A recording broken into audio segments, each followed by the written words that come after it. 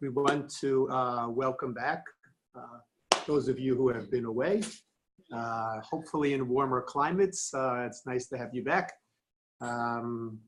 Special welcome back, Jackie, who's been away for some time. It's nice to have you back. What? And Chava, we welcome back last week. Yes, it's good to have Chava back. Also, it's good to have all of you back.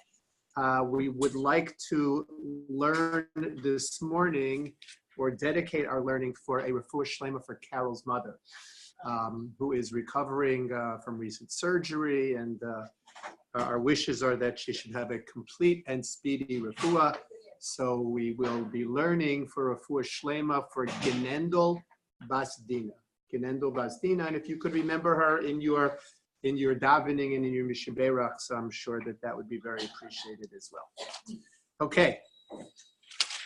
Today we get into a little bit of a complicated area. Not that other areas that we've been learning are not complicated, but we're actually going to go on a bit of an excursion to talk about kashrus and koshering utensils today. So, you pick. Baruch atah Adonai Eloheinu melech haolam she'akol niyeh b'voro. Amen. How do the men respond to that comment? We're going to do koshering. Okay, so let's continue. We are on page. Gosh.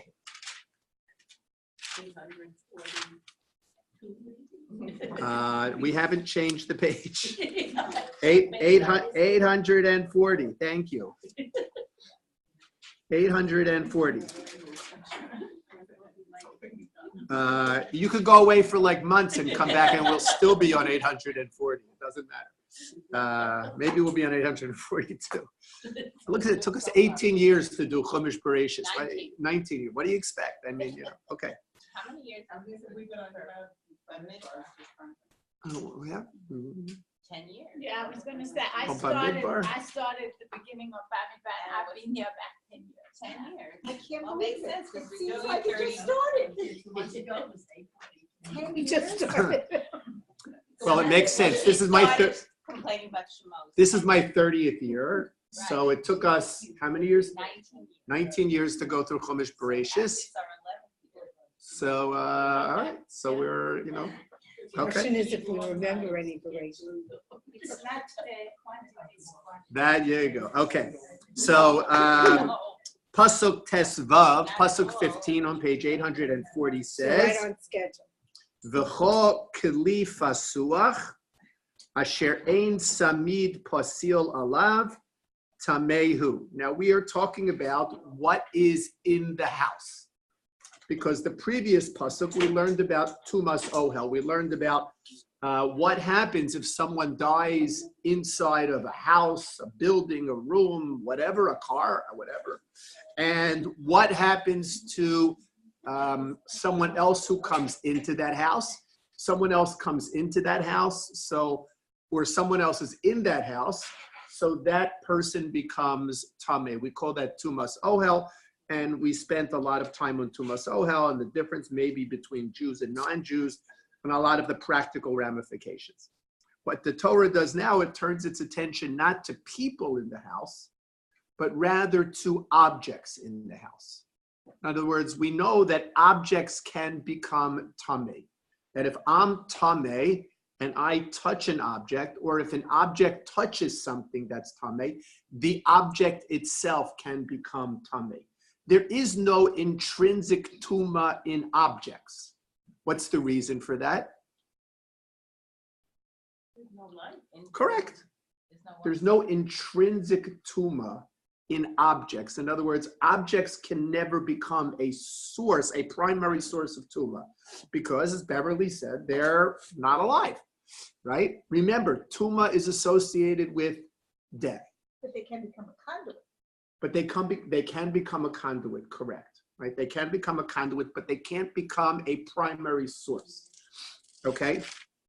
Because they're not alive. However, what we're talking about now is an object that is in the room the house, in the whatever of the where a person passed away, where a Jewish person passed away, if we follow that opinion that says there's a difference. Okay, so let's look closely at the verse. It says v'chol kli fasuach, right, which the English translates it as any open vessel, asher ein tzamid pasil alav, that has no seal, right? Seal on it, right? Any open vessel that has no cover fastened to it, like a seal. Tamehu, right? It is tameh. Now, this is the source, interestingly, for a custom that we have when a person passes away in a house. What custom am I referring to?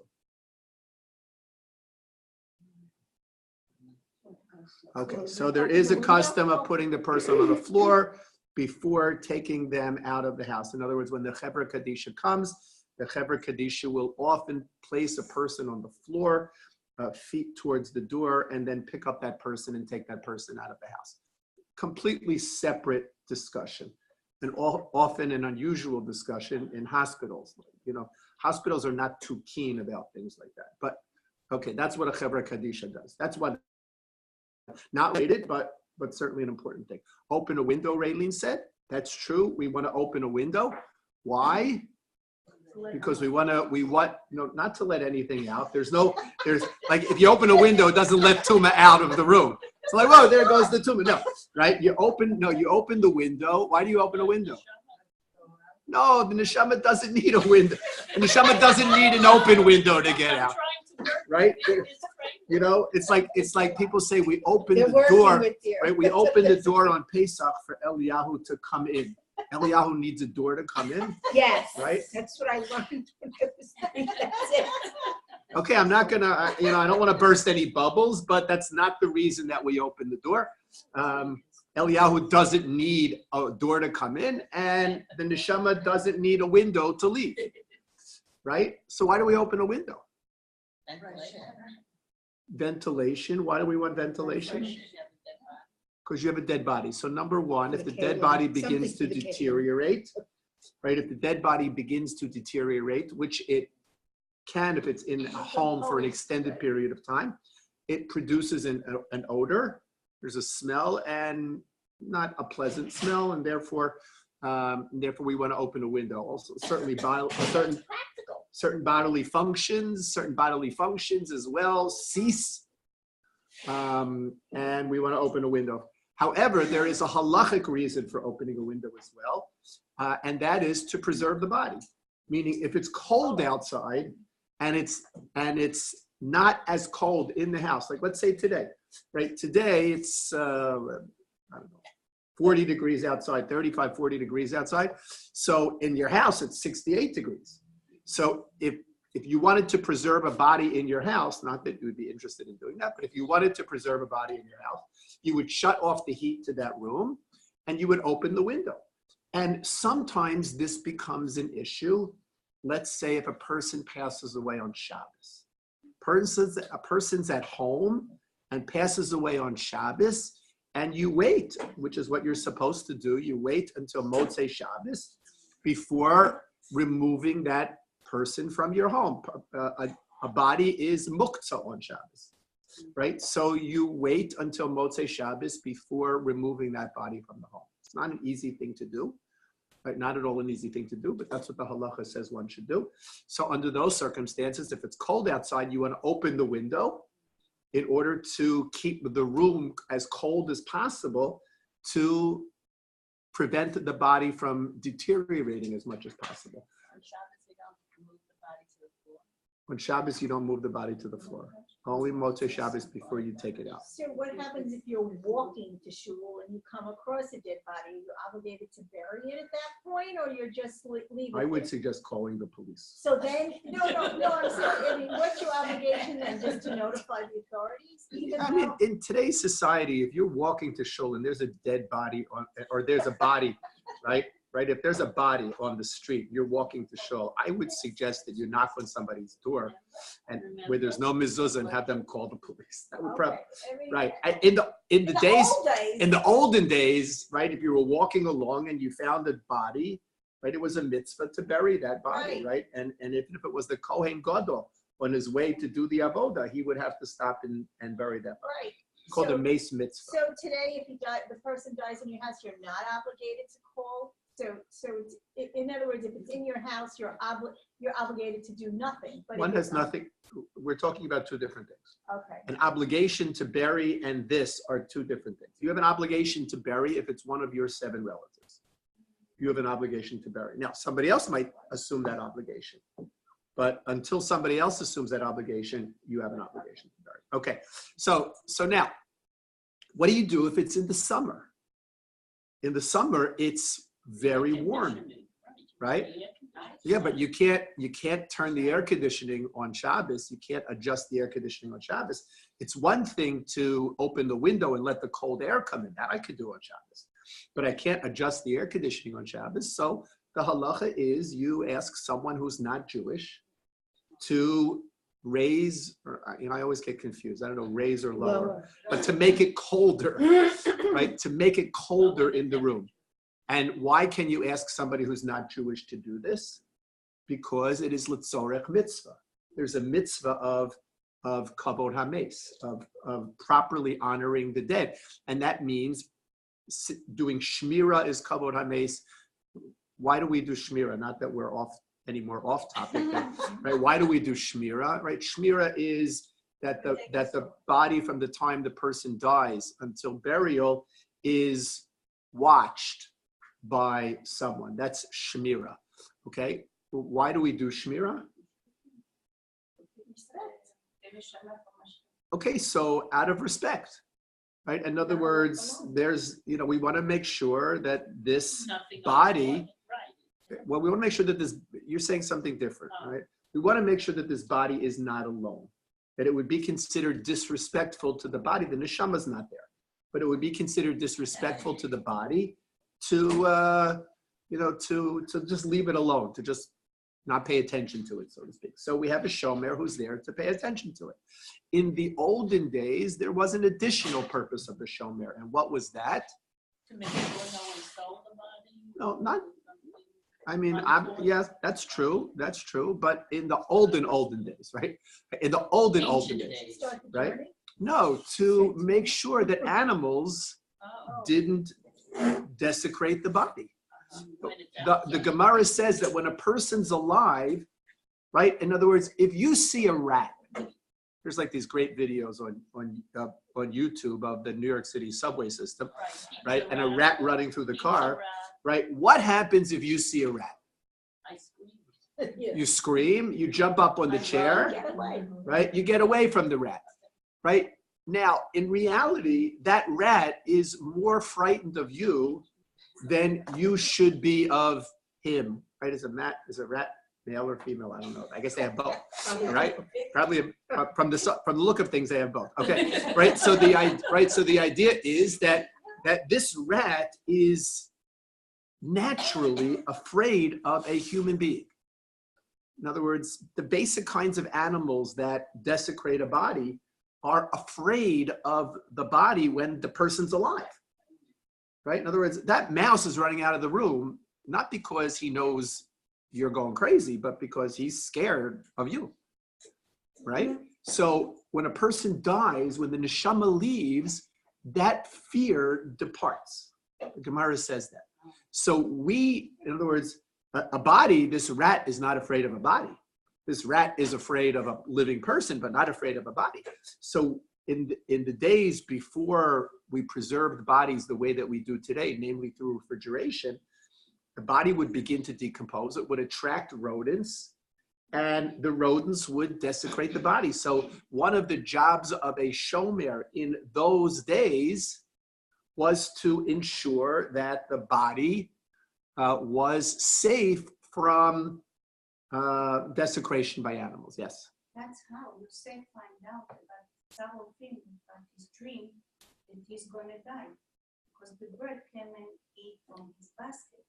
Okay. So Shulamit is corroborating this from the dream of the baker in Parsha 2 weeks ago, right? In 2 weeks ago, the baker dreamt that he was carrying the basket of bread on his head and birds were coming down and eating it, right? Yosef understood from that dream that he was going to die because birds would, birds are afraid of people, right? Birds, despite what Alfred Hitchcock The puts pigeons together, don't see. right? Birds, all right, pigeons are not birds. Pigeons are people, right? They walk like people, I know. I mean, they're just, but birds are generally afraid of people. So birds that were coming down to pick from the basket, that's how Yosef interpreted it, correct. So that shmira used to be. Today, that shmira is not relevant to us. In other words, we don't need to do shmira to make sure that rodents don't desecrate the body because the body is in a place where it's guarded from rodents, which is why me'ikar hadin, in other words, just why according to the strict interpretation, if you hire a shomer, let's say the body goes to a funeral home, you hire a shomer, the shomer gets paid for an 8-hour shift. The shomer does not sit and say Tehillim for 8 hours. It's not, it would be an unusual kind of person who could sit for 8 hours and say Tehillim. What does the shomer do? Every hour for 15 minutes, the shomer sits there and says Tehillim, right? That's why we, in our community, prefer to use our own people for shmira, because I can't say Tehillim for 8 hours, but I can say Tehillim for an hour or for 2 hours. So that's a much more appropriate kavod hames than 45 minutes off and 15 minutes on. Although 45 minutes off and 15 minutes on is the ikar adin acceptable, right? Acceptable. We prefer, if at all possible, to try to make it, an hour on. But this also explains an interesting halacha that if a person passes away in a hospital on Shabbos and the body is taken to the morgue on Shabbos, which often happens in a hospital, it's very rare that a hospital will allow a body to remain in a room, let's say from Friday night until the end of Shabbos, maybe Shabbos afternoon, perhaps, and they take the body down to the morgue. So according to Rabbi Zone, you don't have to sit there, right? You don't have to sit there. You can leave the hospital, right? Because the body's in the morgue, and when the body's in the morgue, it is protected from these, from these kinds of things. And it is under supervision, so to speak, of the hospital. So you don't have to. Along the same line, if it's in the funeral home, it's also Correct. It's also protected, right? So we're not doing it for the protection from the protection perspective. We're doing it from the perspective of kavod hames. okay. But so would you say that to sit in the hospital would be preferred, though? Someone just like it's preferred to sit. To sit in a hospital would be preferred, but it is not an obligation, says Rabbi Zone. It's not an obligation. We have even there, right? Even there in the funeral home, the way that official shmira is set up is part, 15 minutes out of the hour, right? I'm not sure where the 15 minutes out of that, but okay. I think it was to protect the body for not being exchanged with another person. Yeah, that's what. Right, but that doesn't really, we don't really have to worry about that today. First of all, if you're sitting as a shomer, you don't know where that. I mean, there's the refrigerator door, but you don't know which body in there is the body that you're sitting from. There was once a shomer who, in his zeal to fulfill the mitzvah properly, opened the door of the refrigerator, went in, found the body, unzipped the bag because he wanted to see who he was saying Tehillim for, right? Very inappropriate, right? Very inappropriate. I mean, he did it l'shem shamayim, but it was a mistake. I thought it'd be before the actual burial, right, in the cemetery, before they bring the coffin down, the person is identified. That by is the correct. closest member of the That family. is correct. All right. In other words, In the um, cemetery? Yeah, this is it, what. well, it all depends. Sometimes the idea is done at the cemetery. Yeah. In other words, let's say that it is a graveside. Mhm. So the idea is done at the cemetery. The casket is pulled a little bit out from the hearse, and the Yes. shomer removes the tachrichin that cover the head. It removes the pottery Right. because you got to make sure you're burying the right person, Right. right? It has happened that funeral homes have taken the wrong person, right? It has happened. But I've seen that over, several times. Yeah. where it's- So now generally in a funeral where there's a funeral, right? That happened to you? Ah. Tell your story, Brenda. It's not such a nice story. It's an interesting, I mean, my sister actually is an RN. She's very smart. She's very capable. But she identified the body who she thought was her husband's grandmother, it was not. And you don't know this story. I don't know this. Oh, It's that in the was you? laurels of. Yeah. She thought the body was Buddy, and the body was buried. I mean, it's funny. But so that night, Was this a block and house? I think her. How did the story go? So she Oh, gotta be- they buried the body, They have to they be were sitting removed. Shiva, and the phone rings, and my It wasn't sister's Bubby, didn't mother-in-law phone. picks up the phone, or she didn't pick up, she's sitting Shiva, whatever. Right. Somebody picks up the phone, and it was her mother, who she thought she had just met. Oh, my God. So the bottom line to the Wow. story I is heard that the that woman was story. very, she was sick. I mean, she was floating, she was this, she was that. I mean, I guess Oh, so a she lot of hadn't died very at all. old people. But maybe look Wait, so sick. they had a funeral for her and she But wasn't there? The bottom line is, they did have a funeral, a proper tahara, the whole thing, and that lady really would never have gotten all of that. Wow. But it's a horrible story. I mean, it's a very embarrassing story. Oh, My but sister, so I she was guess, alive? my buddy was alive. Oh, my God. Buddy You know what? If was somebody alive. would tell me that story, I would say can't Was it- possibly have happened that way. Except that you know But my if sister. Brenda said, You know my sister. of course I do. Oh my older God. sister.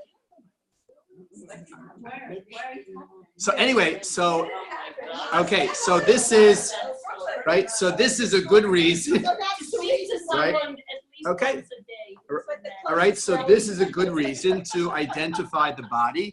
It's a good reason to identify the body.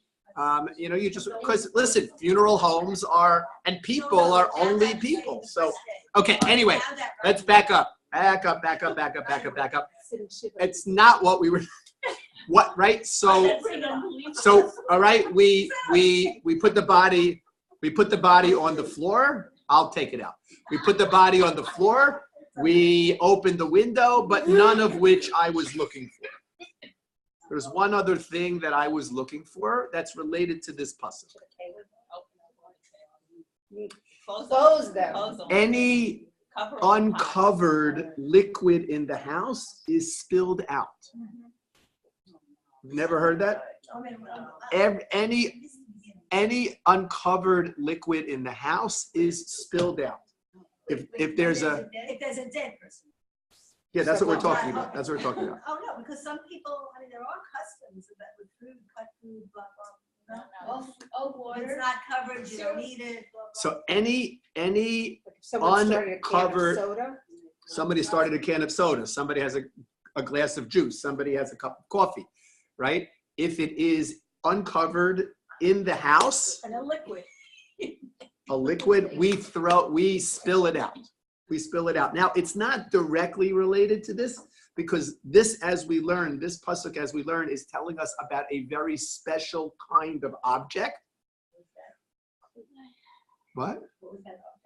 We're going to talk about it. Telling us about a very special kind of object, but there is a practice that is obliquely related to this, which is spilling out any open liquid in the home because it has the ruach ra, right? At night, only at night. No, when a person passes away in the house, right? When a person passes away in the house. Okay. Spilling out a liquid that's been left overnight is a whole different concept, right? That's a concept of, in the days, they had days when snakes could come into your house and drink from your coffee cup and inject their poison into your coffee cup and make your caffeine worse for you than it was before. So, that doesn't really happen today, or at least I'm not aware of it happening today. And if it happens today, we might have bigger problems than spilling out but that's liquid which is left uncovered overnight. We're not talking about that. We're talking about liquid which is uncovered in a home at the time that someone dies in the home. So that is, And the reason? that is because this idea that when there's a death in the home, there is this tuma, right? This tuma that fills the house, and anything in the house, quote, becomes tameh, unless it's sealed. And we're going to talk about, So then opening the window would be a natural extension of. no, because it doesn't leave. Oh, it doesn't. Right? Opening the window doesn't leave. I mean, you could turn on the fan and blow it around, but it doesn't leave. Okay. Okay. It leaves when the body is taken out of the house. Okay. So there is, none of you ever heard of this custom, right? No. Amazing. Okay. Because I think it's natural for me, if I see a half a cup of water, I spill it out, I put the cup in the dishwasher, I mean, I don't leave things around, so who leaves things around? I don't know. No, but I'm just, Do you throw out everything associated with the dish? no. Listen, let's move. I want to move here. You think we're going to, right. Okay, let's keep going, all right? Well, We're gonna break our bracelet. what about Shabbat? You can spill out the water on Shabbat. Okay, that's a whole different topic. We'll talk about that. Not today, though. Okay. One more away. I have a recommendation for people to see a movie on HBO entitled Taking Chance, which is totally PG. It stars Kevin Bacon, and it's It's a about great movie. a unit in the Army that's specially, their special task is to take the body of a dead American soldier from wherever that soldier dies to his hometown. It follows them, and the thing that's most impressive to me is that there's a shmira. That's right. They actually will never leave, those soldiers will never leave that body. That body, even if they stop over in an airline hangar, they will sit in the hangar and stay with the body. It's a covered It's amaze. very It's a impressive. beautiful movie. Yeah, it's very impressed with that, so. It's a covered amaze. Good. Okay. Anyway, so let's get back more directly to our pasuk. So the pasuk is right. The pasuk is telling us that if there is a kli fasuach, if there is a vessel that is open, patuach from petach, right? It's open. The vessel is open. Asher ein samid pasil alav. It has no seal on it. Obviously, we're going to have to deal with the question of, if the Torah tells us it's open, why does the Torah now have to come along and tell us that it doesn't have anything, doesn't have a seal covering it? In other words, obviously, if it's open, it doesn't have a seal covering it. Okay, we'll talk about that. So it becomes tummy. So the Gemara asks the question, and the Gemara says, when we see the word kli here, does it mean any kind of kli? Kli is a Hebrew word that traditionally refers to an object. Let's say a cooking, pot, a dish, a Earthenware. bowl. What? Earthenware. No. Kli can be anything. Kli can be a pot. A kli isn't a container. An object is a kli, right? Something The whole. manufactured that's useful is called a kli. In our parlance, when we say kli, we're talking about an object primarily used for cooking, serving food, things like that. So, for instance, you're all familiar with the terminology from Shabbos of a kli rishon, or a kli sheni, or a kli shlishi, right? The urn in which your hot water is boiling or is being kept warm on Shabbos is a kli rishon, because that's where the water was cooked. When you pour from that urn into your coffee cup, or you pour from your urn into your teapot, so that teapot is a kli sheni. And when you pour from that teapot into your teacup at the table, that cup is a kli shlishi. So kli here is being used for 3 different kinds of objects. It's a generic, right? It's a generic term. So when the Torah uses the word kli, the Gemara wants to know, all right, why, what are we talking about? There's all different kinds of kelim that are made up of all different kinds of materials, right? So what are we talking about? So in order to understand this Gemara, I would like to see exactly what you write there. From the urn, you put in a cup, and then in a cup, in a glass, you put in another one. so we're covering Hilchas Avelos, Hilchos Shabbos today. All right, if you want to make tea, if you want to make coffee, well, coffee is a little bit different because coffee, according to many, is cooked already, right? So people are not as makpid with coffee as they are by tea. But if you want to take a tea bag and put a tea bag into a cup of hot water, you are essentially cooking the tea leaves that are in that tea bag. So what you should do is take water, right, from a kli rishon, put it into a kli sheni. The best thing is to then take the kli sheni, pour the water into a kli shlishi, and put the tea bag into the kli shlishi, which is what we have here. Shabbos, let's say you have an urn, right? You can fill up a cup with hot water, pour that into another cup of hot water, and put your tea bag into that cup. Instant coffee. Instant coffee, people put instant coffee into a kli sheni. So in other words, you fill it up from the urn and people put coffee right into it. Not everybody, but people put coffee. Okay, all right. Yes, Brenda. I know that when you do that, you have to fill up the water and then put the instant coffee into that. Right. It's not the usual way you do it. No, the usual way you do it is you put the coffee in first, and then you pour the hot water in. That's the way most people make coffee. You can't do that on You Shabbos. can't do that on I think Shabbos. it is a completion. Like, what, that wouldn't make any difference. No, it would make a difference. Oh, so if you use a completion and you put the coffee in first. You could use a kli shlishi and put the coffee in first, correct? In other words, remember, okay, I love you all. Remember, okay? Remember, yes, kli rishon, kli sheni, kli shlishi. However, there are intermediate steps here, right? When we talk about kli sheni, we're talking about when the water is already in the cup. The water, when it's being poured from kli rishon into the cup, is called irui kli rishon. It's being poured from the kli rishon, and it's not as high a standard as the kli rishon, but it's not as low as the kli sheni. That's why we don't put the instant coffee in the cup first and then pour the water into it, right? Because that's irui, that we shouldn't do. First you pour the water in. Oh, now I have a kli sheni, and I put the coffee in. Okay? Okay, good. So all right, these are important things to learn. But so we want to know, when we talk about kelim, what kind of kelim existed in the days of the Chumash? Earthenware, clay. Pottery, Okay, so the kinds of wood.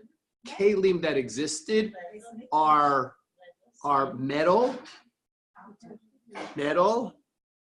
stone, which we'll talk more about, and wood.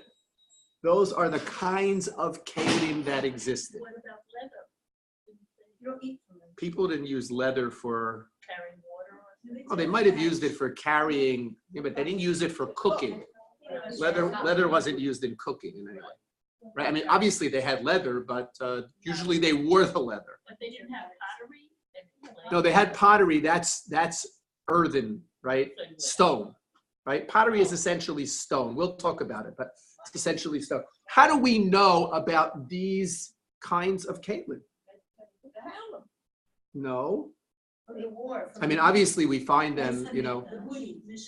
The Torah tells us that when the Jewish people went out to battle against Midian, the Midianites, and they captured the spoils, right, of the battle, Included among those spoils were kalim, were the cooking objects of the Midianites that they used to cook things which weren't kosher.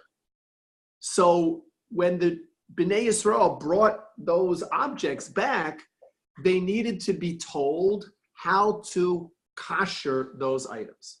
That's our source. That's one source for the kinds of kalim that existed, right? That's one source. And that source is talking primarily about metal kalim, right? Metal kalim. I'm just going to say kalim, metal kalim. There's another source in the Torah, not in the Parsha of Midjan, but in the Parsha of Karbanos, where we talk about a dish that has absorbed flavor from the meat of the carbon.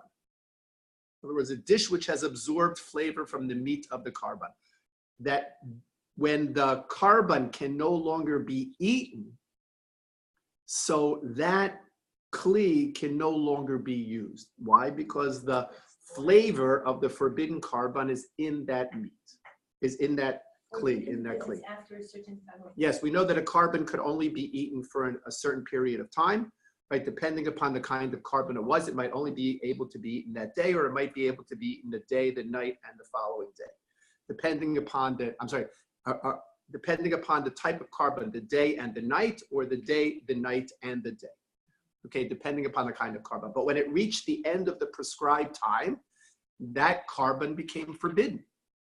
It's called notar, left over. You're not allowed to use it, right? Which is a good thing for husbands to say when they're told that there's leftovers for dinner, right? Right? You're not allowed to use it. So, right? So you had to burn it, and if it was absorbed into a dish, right? If it was absorbed into a dish, so that flavor that was absorbed into the dish, becomes not usable as well. Okay. Now that dish which the Chumash is telling us about was a kli cheres. It was a kli cheres. A kli cheres. The word cheres means pottery. Now, what is pottery? Right, what is pottery? And what we're going to get involved with now, is this concept of, if I take a kli, a utensil, how does that utensil absorb, or does it absorb what I cook in the utensil? So for instance, if I take a utensil and I cook cholent in that utensil, does the essence of the cholent get absorbed into the walls of that utensil? So we know intuitively that it does. Now, we don't know, we don't know what this essence is. In Hebrew, the essence is called ta'am. Ta'am means taste, right? But it's a word, right? It's called ta'am, but there's no way to determine whether or not that essence, which is absorbed into the walls of the pot, which is on a molecular level, does that taste like cholent? It doesn't mean it tastes like cholent. It means that on a molecular level, it is considered cholent, right? It's considered cholent. So if I took this pot of cholent, right, I cooked the cholent, and now I serve the cholent, and the pot's empty, right? The pot is empty, and I washed the pot out. And now I cooked accidentally my cream of my macaroni and cheese in the pot, right? So what happens? You throw it Oh, you away. look around. So first of all, my wife kicks me out of the kitchen, right? Right? What happens? So we say that the essence, the molecular essence, the ta'am, which is the molecular essence of the cholent, which is absorbed in the walls of the pot, come out and are now absorbed into the macaroni and cheese. Okay? Right? And now what happens? So now the non-kosher macaroni and cheese is being absorbed. The molecular essence of this non-kosher macaroni and cheese is now being absorbed back into the walls of the pot. Okay? So it gets, now, what causes that absorption? But it depends on the. Wait, glaze let's not say it that's depends on yet. What causes the absorbing of a substance of this molecular essence into the walls of the kli? Heat. Heat causes this transfer, okay? And as a result of that, if heat caused the transfer in, so heat can also cause the transfer out, which is why when you cook your macaroni and cheese in your cholent pot, you have a problem with the macaroni and cheese. Why? Because it has the molecular essence of the cholent, which was in the walls of the pot, is now in the macaroni and cheese. So your macaroni and cheese is no good, but your pot also has to be koshered. Why? Because the pot has now absorbed Because it's mixed up. the pot has now absorbed the molecular essence of this basar v'chalav, of this milk and meat mixture. Okay? Now, so that's heat. By the way, is there another way in which something can be absorbed? If it's porous, if the glaze is not. You know what? Let's just stay. Let's stay for the meantime with a metal pot. Oh, Let's stay. We're going to make it simple, so we'll get out of here before 20 years. All right? Right? We're gonna talk about a metal pot. Is there any other way that Tom can be absorbed in a metal pot? I think the sharpness of the line. Yes, there is a way in which Tom can be absorbed in a metal pot, even if there is no heat. And that is through a principle called kavush. Kavush, meaning that you have something that sits in the pot for more than 24 hours, right? So if I take my cholent and I cook my cholent in a pot, all right, and now I let my cholent cool off, and I take my cold cholent and I put my cold cholent in another pot, a parv pot, and I put it in a parv pot, and I let it sit and then I put it in the refrigerator, and it sits in my parv pot from Shabbos until Wednesday when I realized the mistake, right? What's happened to my parv pot? It's not power. It's no longer parv. It has to be Those kosher. parv pots have no future. Right? It becomes flaky. Oh, correct. It doesn't have to be. It only has to be koshered if you want to use it for parv again. Otherwise, it is now flashing. Otherwise, it's now flashing. So that's a second way in which Tom can be absorbed, which is if it is allowed to sit for more than 24 hours, which has interesting ramifications for people who want to use milk bottles as containers for serving water or seltzer or things like that. You have to just think about, these kinds of things, right? Because if you have a milk bottle that was used for milk, right? I mean, I don't know how many of us I was use it. just gonna say. All right. Okay. Different lifestyle. Okay, good. I'm dating myself. All right. Well, we're Sorry, really Rabbi. What about Benyon? Okay. So it's different. I don't want to get there yet. I don't want to get. It's going to take us even further afield. When All did we extend the We class? have.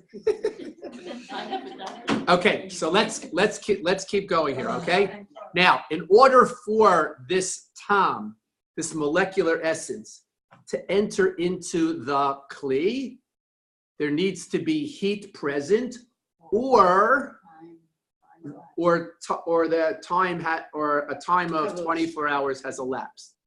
And the kli needs to be a porous kli.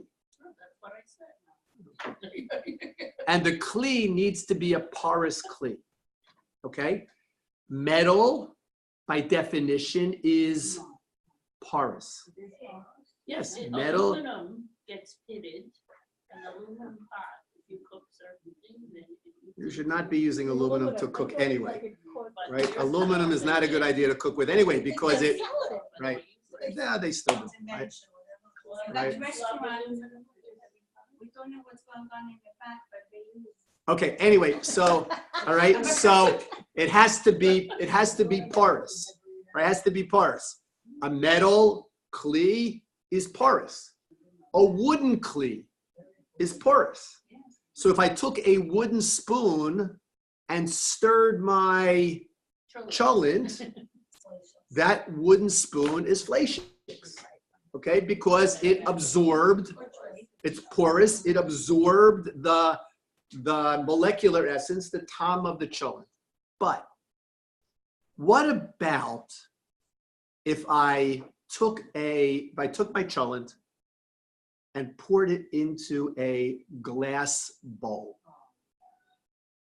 I took my cholent and poured it into a glass bowl. Scenario number one. I took my Hot or cholent. cold, or does that matter? I took my hot cholent and poured it into a Cold glass bowl. room temperature glass bowl. Scenario number one. I took my hot cholent and poured it into a room temperature Pyrex bowl. I took my hot cholent and poured it into a room temperature Corel bowl.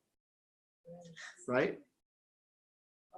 I took my cholent and poured it into a room temperature plastic bowl. A plastic is absorbed. All right? I put it into a plastic bowl. So what are we grappling with here? Right? What are we? Whether it's absorbent. In all cases, my cholent was hot. In all cases, my cholent was hot. So we know that metal is porous and that metal accepts this molecular essence, this tom, and expels it, which explains why when you kosher a pot, you fill the pot with water, you boil the water in the pot, and the heat of the boiling water extracts the molecular essence which is in the pot. Now, All right. remember when I told you about the cholent? And after the cholent, you put in your mac and cheese, and the heating of the mac and cheese extracted the molecular essence, the tom of the cholent, into your mac and cheese and made your mac and cheese fleshik and milchik. So basically treif. So why doesn't the water, when I kosher a pot, why doesn't the water become fleshik and then it just gets absorbed back into the walls of the pot? You ever think about that? There's something special about water. Because the water is not meat and not. Good. So what? It's So now what? fleshik. If I took my cholent pot and I cooked Power vegetables. I cooked par vegetable soup in my pot, it would also become fleshik. Water has special qualities. And it- No, water doesn't have special. Water does have special qualities, but this is not a spiritual matter. We're not spiritual here. This is right. This is halacha. Now, obviously, halacha and spirituality go hand in hand. What happened? Say it. Okay, batul b'shishim. In other words, there are two things to think about here. Okay, we have a principle.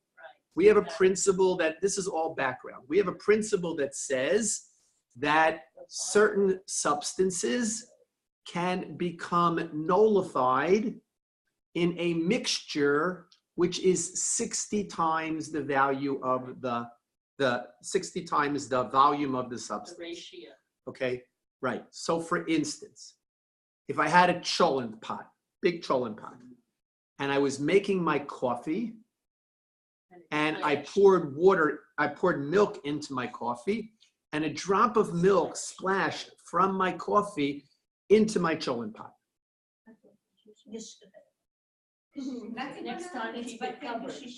What do we say? We say you don't have to worry about it because the amount of milk that's spilled accidentally into the cholent pot has been nullified because there's clearly 60 times the volume of that milk in that cholent, right? Now, if you take a gallon of milk and pour it in, that's a whole different question, all right? But here, under certain, that's the principle of batel b'shishin. So. Yeah. On Pesach, there's no issue about Tobashishim, that way you must kasher before Pesach. Correct. If you were to kasher a pot on Pesach. You cannot kasher a pot on Pesach. Okay. So it has Because to be- chametz is not subject to the laws of batel b'shishin. Question, so if you make a para vegetable soup in the cholent pot, which people might do Go ahead, practically today. right, So is that, and it's not there 24 hours? right? Is that soup fleshik? Yes. So if it was, Or is it karev if that this- you wouldn't put on? a okay, milk if it's, dish? if the object is parav and you've cooked it in a fleshik kli Right, within 24 hours, right. so the object becomes whatever that will become fleshik in this case. So if I cooked my parav soup in a fleshik pot within 24 hours of that pot being used for fleshiks, Right. my Oh, not soup, with, oh. that my isn't soup what I is meant. parav. That But if isn't I what cook- meant. But if I cook my parav soup in a fleshik pot, once 24 hours has passed from the last fleshik Okay. use of that pot, Right, my soup is not fleshik. right. But Cannot be Can put eat on milk. milk I and do dishes. not, eat it at the same time that I eat milk. So for instance, I cannot sprinkle cheese into that vegetable soup. But can you put that vegetable soup on a milk plate? I could put that vegetable soup in a milk plate. And it yes. wouldn't break. Correct. the plate. Now, why is that? Because I didn't want to get here, but why is that? As Shulamit mentioned earlier, we have a concept of ben yomo. Ben yomo means within 24 hours. So just as we said, if something sits in a pot for more than 24 hours, the pot absorbs what was sitting in it. So too, whatever molecular essence is absorbed in the pot after 24 hours weakens. Right, it weakens and it's not strong enough to infuse what you cook with that molecular essence, which is why we tell someone when you're koshering a pot, wait 24 hours before koshering. This way, in case there's not shishim, in case there's not 60 times the volume in the pot, because remember, what the pot contains has to be 60 times the volume of the walls and bottom of the pot, right? Because we don't know what's ever been absorbed, it's been absorbed into the walls and the bottom of the pot. So we say wait 24 hours because then any molecular essence, any tom that comes out is going to be not strong enough to be infused into the water. So it'll dissipate, it'll disappear in the water. Then there'll be nothing reabsorbed into the pot. The same thing if it's shishim, it gets nullified in the water, and there's nothing that gets absorbed into the pot. But this Gemara, what this Gemara is that if the molecular, they knew about molecules in the time of the Gemara? They knew about tom, they knew about taste, right? And they knew about taste. When we talk about taste, right? In other words, what would you have to do? So now you have to taste your mac and cheese. If we're gonna go strictly by taste, I'm gonna have to taste my mac and cheese and find out whether there's any cholent flavor in my mac and cheese, right? So that, first of all, I can't do that, right? I can't taste it.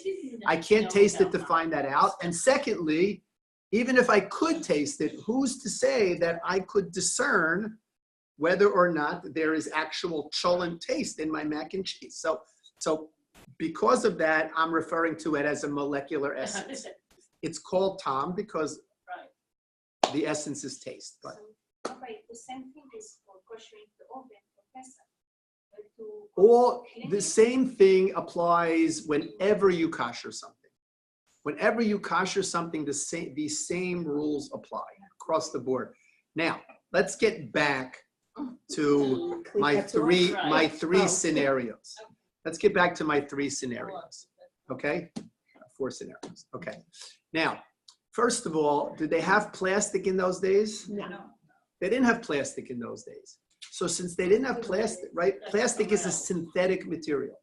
So since they didn't have plastic in those days, the halachic deciders of, I don't know how old plastic is, but however old plastic is, right? Halachic deciders needed to determine what's the nature of plastic. Is it comparable to X, Y, or Z? Is it porous? Is it not porous? Okay. We know plastic is porous and we know that plastic does absorb. The question is whether or not plastic can be koshered. Whether or not plastic can be koshered. So the general Ashkenazic approach is that we kosher plastic during the year, but we don't kosher plastic on Pesach. However, recently things have begun to shift, and Rav Gedalia Dov Schwartz of the CRC, right, the Chicago Rabbinical Council, has allowed the koshering of plastic on Pesach. And in Eretz Yisrael, they allow the koshering of plastic on Pesach, which is how one can kosher certain countertops, where the countertops are made of a plastic material, right? A plastic material. So there are people who say you cannot kosher your laminate countertops because we don't kosher plastic for Pesach. And there are other people who say you can kosher your laminate countertops because we do kosher plastic for Pesach. What you have to be careful for is the seams, in the laminate. You have to, it becomes very complicated. All right. But okay, plastic. So plastic they didn't have. Plastic, our poskim have decided, does absorb, and also depending upon which posik you ask, can be kosher, right? If it absorbs, can it expel as well? So that's the debate here. Also, of course, the plastic needs to be able to withstand the heat to kosher it. Because if I take a plastic cup and I put it in the boiling water, it's going to destroy the cup, right? So it needs to be a kind of plastic. If I'm koshering the plastic for during the year or for Pesach, according to those who say you can kosher plastic for Pesach, so it needs to be the kind of plastic that can withstand the heat of koshering. Okay, that's plastic. How does this Corral, come from the you dead said body, Congress Bill? and I'm not. We haven't come back to the dead body. Our dead body is still lying in the house. Clearly, she has the best powers of concentration. Right? Our dead body is lying in the house. We haven't gotten back to our dead body. It's not going anywhere. Don't worry. Even though you open the window, it's not going anywhere. Okay. All right. So now. Okay. So here we go. Okay. Now, I brought it up because it's relevant and germane to what we're talking about. And it's also, I think, important for people to understand these things, okay? Now, so the question is, what about glass? What about glass? All right, what is glass?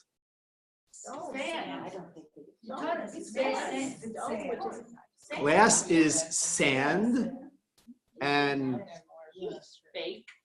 the sand is melted, right? It's made into a molten material, and then it is either blown into a shape or put into a mold, right? Poured into a mold to create a shape, right? That's what glass is. Does glass absorb? No, I don't know. Depends on the glass, because I know Pyrex dishes are white Pyrex dishes, and I have to use bleach. Okay, so very interesting. Here we have a fundamental disagreement between Sfardim and Ashkenazim. Right? We have a fundamental disagreement between Sfardim and Ashkenazim. And if you wanted to be a Sfardi, this would be a reason to become a Sfardi. The Mechaber writes in the Shulchan Aruch that glass does not absorb. And that is the position of Sfardim. They follow the Mechaber, they follow the Rabbi Yosef Karo, that glass does not absorb. So what does that mean? So if I'm a Sfardi and I have a glass plate and I put hot cholent on that glass plate, as soon as I'm done my cholent, I can wash the plate so that there's no schmutz. I don't know how to translate that word. There's no residue. Thank you. There's no residue on the plate. And I can take my mac and cheese, put it in the plate, and eat my mac and cheese. Right, of course, you know what? Maybe let me do it the other way. I first had my mac and cheese, and then I had my cholent afterwards. All right, okay, because according to the Mechaber, glass does not absorb. So I can use glass plates for both milchiks and fleishiks. I thought it's only for cold. I'm talking Sfardim. I'm talking Mechaber. I can use glass plates for hot milchiks and fleishiks. Right? As long, what? As I'm not talking about, okay. Old style. Okay, let's not talk about, I'm not talking about Pyrex. I'm talking about glass plates, let's say, or drinking glasses. Right. Okay, drinking glasses. So for instance, all right, I don't know, I don't want to ask the question, but many Sephardic households have one set of drinking glasses that they use for milchiks, for fleishiks. They wash it in the dishwasher, in the milchik dishwasher, in the fleishik dishwasher, and that's it. All right? And that's it. Right? Is that accurate? I don't know. I'm not saying, right? That's You might come right. over. That is the That must have come over to some Ashkenazim. That's the way it made it. Right. Oh, That's okay. right. Okay. That's right. Okay. All right. Whoa. You drank, was that your? Right? This is. Listen, that's what I mean. I use sour cream glasses for Pesach growing up. That's what I use. I don't know about you guys. Oh, with the little flowers. Yes, sour cream glasses with the little flower. This is sour cream Oh my cake. gosh. Sour cream used to come in glass containers, right? They had decorations on them, and that's what we use for drinking glasses on Pesach, right? Okay. Never. Okay. Never. They don't Okay. Look how far we've come. All right. Now we just go away for Pesach. So what do we have? So we have, that's the Sephardic opinion when it comes to using glass. That from a purely Mechaber position, Mechaber means the author. The author, that's what it means. Mechaber is the author. It refers to Rabbi Yosef Karo, who was the author of the Shulchan Aruch, who is the posek for Sfardim. Sfardim follow the Shulchan Aruch. Ashkenazim also follow the Shulchan Aruch, but we have an additional component, and that's the Ramah of Moshe Isserlis, who wrote the gloss on the Shulchan Aruch that reflects Ashkenazic practice. The Shulchan Aruch reflects Sephardic practice. This has the Ramah adds the Ashkenazic practice onto it. The Ramah disagrees with the Mechaber here when it comes to glass. And the Ramah says that Ashkenazic Jews should not use glass for both milchiks and fleishiks. Should not use glass for hot for both milchiks and fleishiks. Okay. No, what happens if you grow up in a house, as I think many people did, where I only had one set of drinking glasses. I will tell you, my kids have two sets of drinking glasses. Paper Right? for this. My kids have two sets of drinking glasses. I don't have 2 sets of drinking glasses. I have 1 set of drinking glasses. Okay, I have 1 set of drinking glasses. Ich bin a sheikh. It's what am I relying on? It's what? Carol, can you? I told you when we do the All right. class, I Okay. All right. So, in other words, one set of drinking glasses. What do we rely on? What did we rely on for 1 set of drinking glasses? Cold. Namely, that the drinking glasses were generally not used for hot. Drinking glasses were used for cold. And if we were drinking something hot, like hot tea, we had separate tea glasses, right? Separate teacups, separate tea glasses, separate glasses that we actually drank. A glazel tea, we actually drank, In a right? holding cup. Whatever. Okay. All right. Such a So coffee failure. so says that's what we relied on, right? That we didn't use them for hot. But now the question becomes, what about washing them? That's the dishwasher. Which Right? What about washing them? So according to Ashkenazic poskim, you should not be washing your drinking glasses in your fleshik dishwasher. You should not be washing your drinking glasses in your fleshik dishwasher. If you're Sephardi, no problem. But if you're Ashkenazi, you should not be washing your drinking glasses in your fleshik dishwasher. You should be washing your drinking glasses by hand. What if your milk? Or whatever. You No, you should not wash your In a dishwasher. you should not wash your drinking glasses in your milchik dishwasher either. All right? You should ideally wash your drinking glasses by hand. No, you don't have to use cold water. You can use hot water, but just not, it's not in the dishwasher. The dishwasher is like a big kli, right? And using very hot water. So if you're washing your fleshik dishes in that dishwasher, it's like taking your glasses and putting them in your cholent pot. Right? Putting them in your cholent. Now, there are people who are lenient.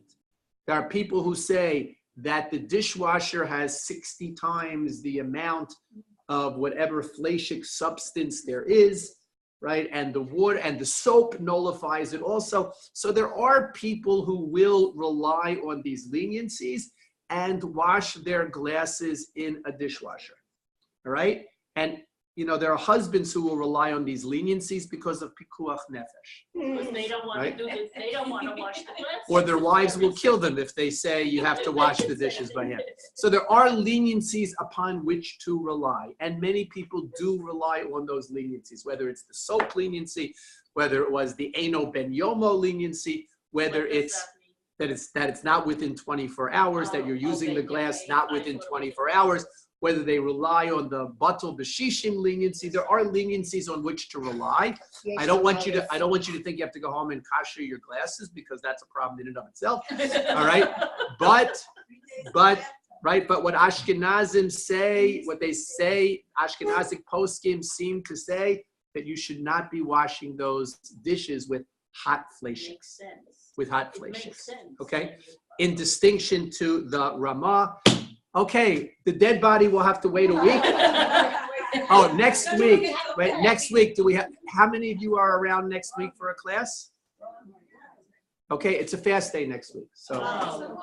no, but we could still have a class. It's early in the morning. What? Even better, Danny before. There you go. Okay, we'll see you next week.